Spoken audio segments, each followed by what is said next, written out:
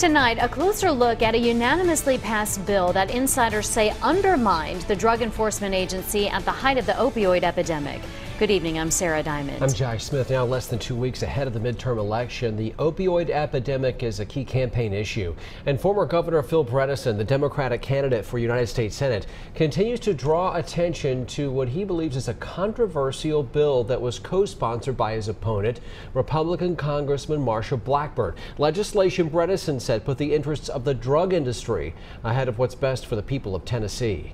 Jackie DeFusco is in your corner with a closer look at this legislation that was featured in a 60 Minutes Washington Post investigation and how that law affected counties here in Appalachia.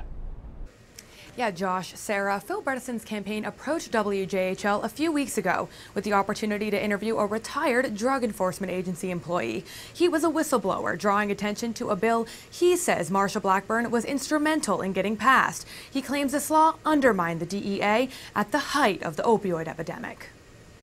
Are you in the back pocket of these drug distributors? Of course not. That question prompted by one of Democratic candidate Phil Bredesen's go-to talking points in Tennessee's contentious U.S. Senate election. One of the first things I'm going to do when I get there is to file a bill to undo what the congressman did. He's referring to a unanimously passed 2016 bill that Republican Congressman Marsha Blackburn co-sponsored. Retired Drug Enforcement Agency employees say the law made it virtually impossible for the DEA to freeze suspicious narcotic shipments from drug distribution companies, a key tool, they say, in stopping the flow of opioids for illicit use.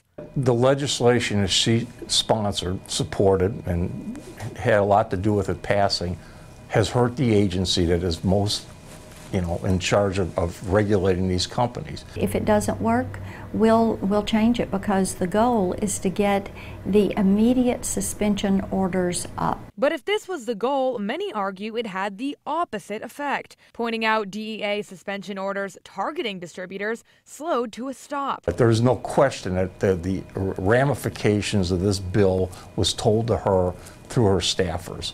And to sit there and say there's unintended consequences, I just don't believe it.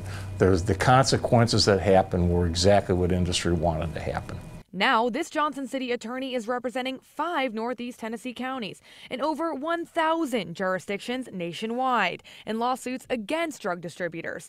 He agrees Blackburn's bill loosened the regulatory reins on these very companies. The result, he says, there would literally be theoretically hundreds of pills for every human being in the county. There's no way it could be justified. He says the damage this bill in part caused isn't hard to spot: in overdose deaths, and overburdened county jails and healthcare services. There is no question, when you look at this problem across the United States, the most impacted areas are the Appalachian area. And Blackburn maintains that she has worked tirelessly to combat the opioid epidemic, but Bredesen continues to criticize her for failing to fix this legislation. He says addressing this would be among his first actions if elected to the U.S. Senate.